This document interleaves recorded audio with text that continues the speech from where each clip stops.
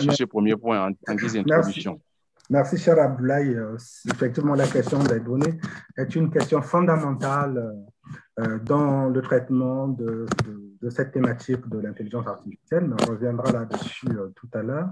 Mais qui dit éducation en Afrique, hein, dit CAMES, qui est un opérateur important, incontournable donc, du monde de la recherche en Afrique. C'est là que je vais me tourner vers le secrétaire général, M. Bertrand Bati, que je remercie en tout cas, encore une fois, d'avoir pris le temps d'échanger avec nous sur cette question. Et je vais poser à peu près la même question en la tournant dans ce sens. Monsieur le secrétaire général, quels sont selon vous les enjeux liés à la recherche africaine donc qui sont liés à l'intelligence artificielle? Merci bien, merci de nous avoir associés à votre dynamique de communication. J'enfoncerai une porte ouverte en disant que la révolution technologique de l'intelligence artificielle rénove notre société africaine et entre dans notre quotidien. On l'a vu tout à l'heure avec les exposés. L'Afrique ne peut pas se permettre de rater cette révolution en vue d'en faire un terreau d'exploitation de recherche, car la recherche reste un puissant levier de développement. Le CAMES, pour sa part, fait de la recherche, au-delà du slogan, une priorité stratégique, dont il plaide une organisation en réseau de savoir multi-pays et décloisonné. En effet, pour l'Afrique, l'intelligence artificielle est promoteuse, on l'a entendu aussi, en tant que catalyseur de progrès, en fournissant des mécanismes capables de surmonter les obstacles tels que l'insuffisance qualitative et quantitative de compétences en ressources humaines, la faible culture de statistiques et de planification, la corruption, la faiblesse des infrastructures et la bureaucratie, et j'en passe. Toutefois, pour faire en sorte que cet engouement ne relève pas de l'euphorie et du rêve, et c'est là où sont les enjeux, il convient de savoir dès le départ que tout investissement dans l'intelligence artificielle s'accompagnera de risques avec des implications sur la société.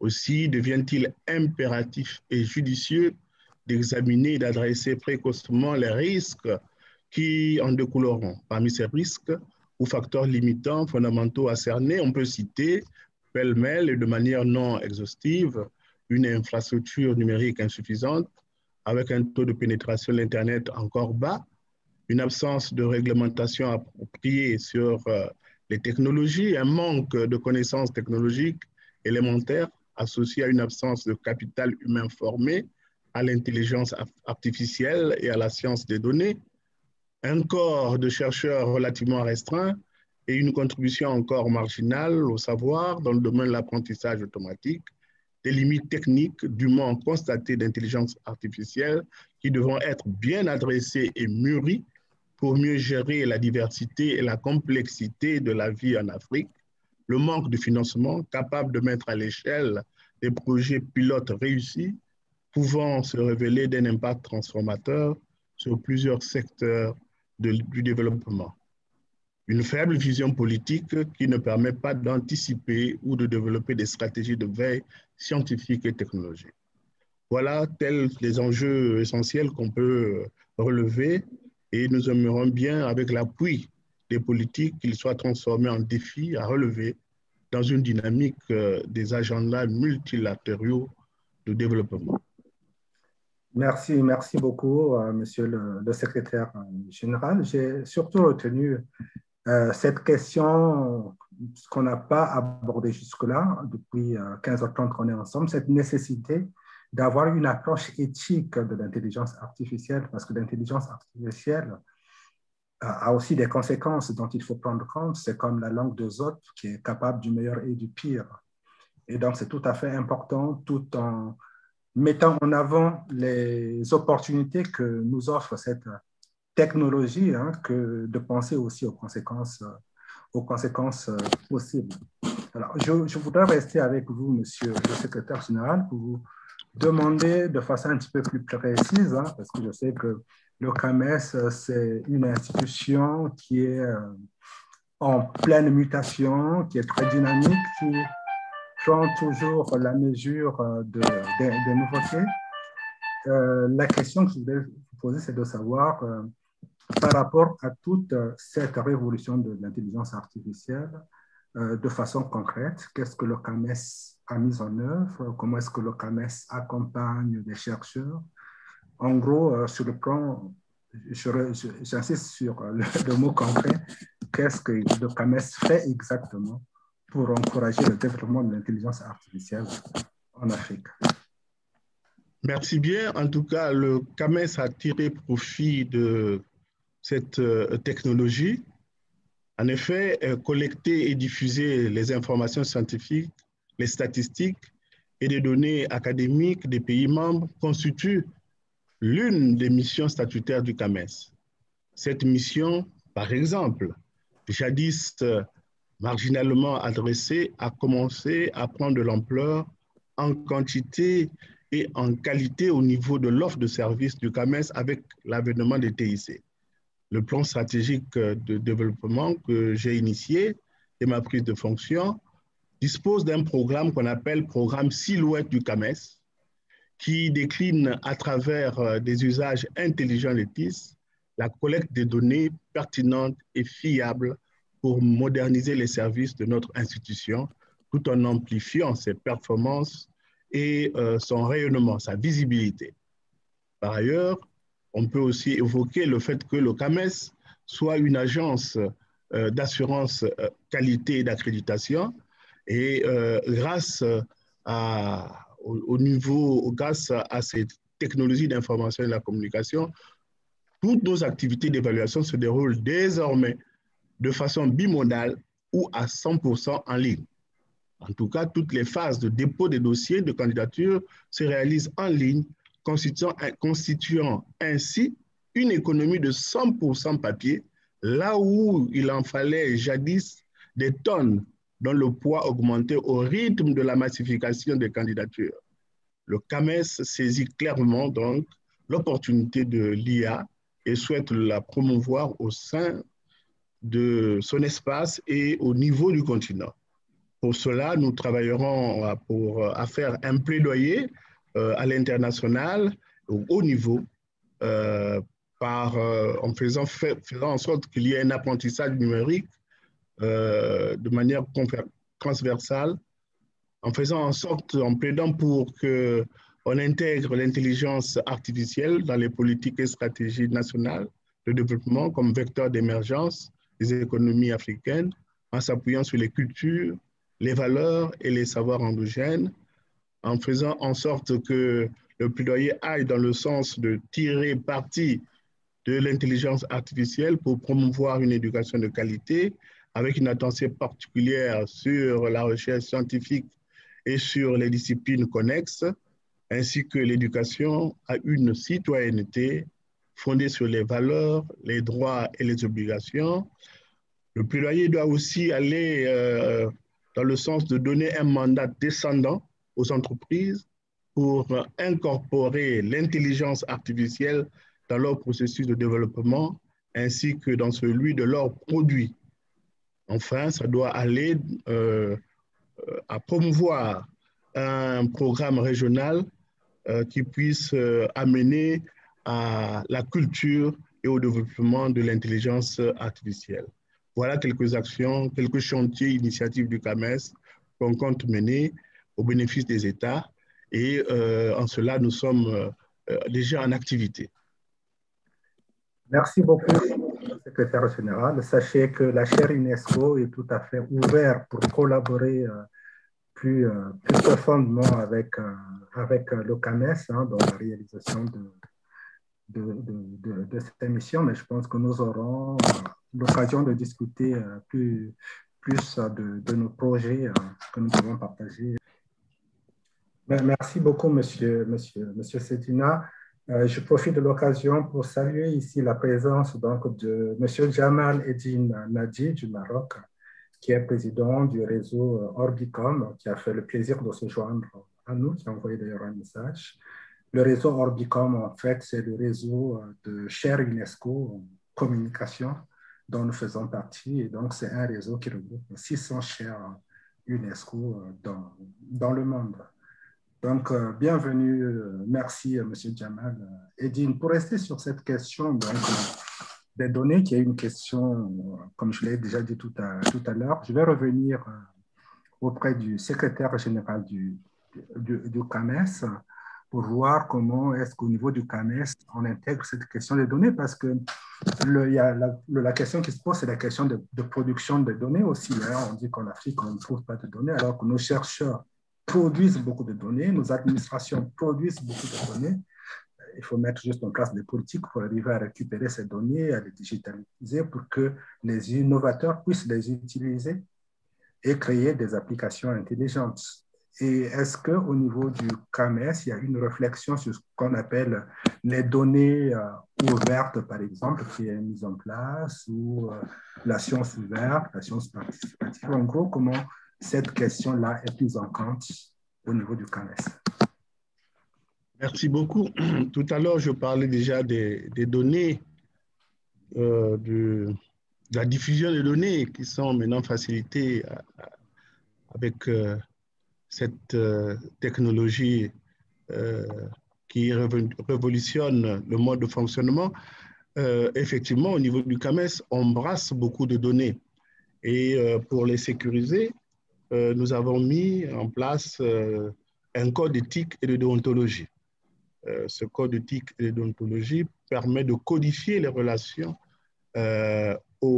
entre le CAMES et ses différents partenaires, ou le CAMES avec les différentes personnes qui interagissent avec lui. Et ça permet également de codifier le comportement à l'interne des acteurs du CAMES. Et nous disposons d'une commission d'éthique qui fonctionnelle, qui permet de corriger les déviances, pour ainsi dire, par rapport à ce code d'éthique et de déontologie. La gestion des données personnelles est devenue un enjeu stratégique mondial, et la législation se présente comme des outils pertinents de protection sur lesquels il faut s'adosser pour éviter des travers de tous ordres.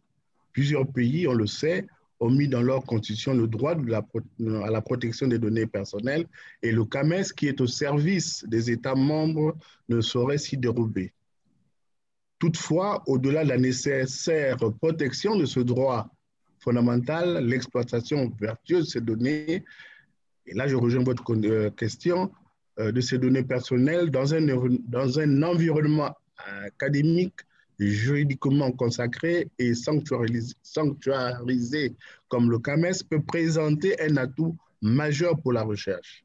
Ces données sont effectivement des sources de progrès scientifiques et de création de richesses dans le respect du droit de l'auteur.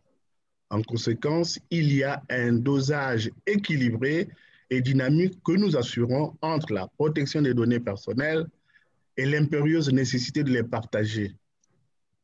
Pour cela, il faut en tout cas au moins avoir l'avis de l'auteur. Dans la gestion de données, au CAMES, l'anonymat encadre les rapports d'évaluation par les pairs. Dans le cadre, par exemple, des programmes de promotion d'enseignants-chercheurs qui brassent beaucoup de données personnelles. À titre d'illustration, l'autorisation de rendre public des travaux de thèse est demandée systématiquement aux enseignants-chercheurs, en plus de la signature d'un formulaire d'engagement à respecter le code d'éthique et de déontologie qu'on peut abréger CED. Et pour disséminer cette valeur éthique, nous plaidons pour que toutes les institutions d'enseignement supérieur et de recherche de notre espace, en commençant par la tutelle, en disposent en se servant du CED comme une open source à partir duquel ils peuvent arriver à modeler leur code d'éthique et de déontologie. Cela réglerait ou anticiperait le règlement de plusieurs problèmes qui retardent le progrès dans ce domaine. Pour revenir au thème qui nous réunit ce jour, à titre d'exemple, les chercheurs de l'espace CAMES produisent presque 20 000 publications chaque année lors du programme qui les évalue. Ces dizaines de milliers d'articles collectés depuis plusieurs sessions feront l'objet d'un apport important dans la base d'indexation de l'OCAMES, et donc l'Afrique va incessamment se doter avec une ouverture sur le monde. On peut, dans ce cadre, prévoir que les usagers de ces revues pluridisciplinaires feront face à un problème de recherche d'informations qui va s'aggraver au fil des ans, eu égard à la massification des publications. Dans ce schéma, pour gérer cette situation, des techniques d'extraction et de classification plus efficaces à implémenter trouveront certainement une réponse par les possibilités de l'apprentissage automatique basé sur l'intelligence artificielle et constitueront du coup de nouvelles offres de services à exploiter. Dans tous les cas, l'OCAMES, dans sa mission de conseil, travaillera à réglementer le sujet pour exiger que soient produites des intelligences artificielles dignes de confiance, éthiques, réglementaires, fiables et transparentes dans un cadre en plein de responsabilité. Voilà ce que je peux dire à ce sujet en termes d'encadrement des données. Merci beaucoup. D'abord, par rapport aux enjeux et aux défis, je pense que lors des ateliers qui nous ont précédés, cette question-là a été bien abordée. C'est-à-dire qu'on part du principe, et c'est une réalité, que l'intelligence artificielle fait partie de notre vie désormais et ça permet de résoudre un certain nombre de problèmes. Alors, ce qu'il faut, c'est identifier désormais les problèmes qui se posent à soi et voir comment cette technologie peut les résoudre. Et c'est ce qui va constituer le défi. Donc, l'enjeu, c'est que l'intelligence artificielle permet le progrès. Il permet le progrès. Maintenant, il revient à chacun de voir par rapport à la problématique qu'il veut aborder, quels sont les défis qu'il doit vaincre en termes d'application, en termes de démarche, etc., etc. Donc, c'est une question de vision, question de bien poser le problème pour identifier, donc transformer le problème en un défi qui doit donner une solution. Voilà ce que je pourrais dire en ce qui concerne ce premier aspect, enjeux et défis. Il faut avoir une vision du problème pour trouver les moyens de donner la solution en utilisant donc l'intelligence artificielle. Ce qui nécessite bien sûr tout un apprentissage. Bon, je ne reviens pas là-dessus. S'agissant c'est Rabelais qui disait, François Rabelais qui disait que science sans conscience n'est que ruine de l'âme. Bien sûr que il faut, en même temps qu'on applique une technologie, il faut savoir respecter un certain dosage. Il faut garder de l'humanisme dans tout ce qu'on essaie de faire. Donc, je pense que c'est là où la philosophie peut intervenir, d'autres sciences peuvent intervenir pour un encadrement. Voilà mes contributions par rapport aux préoccupations des jeunes.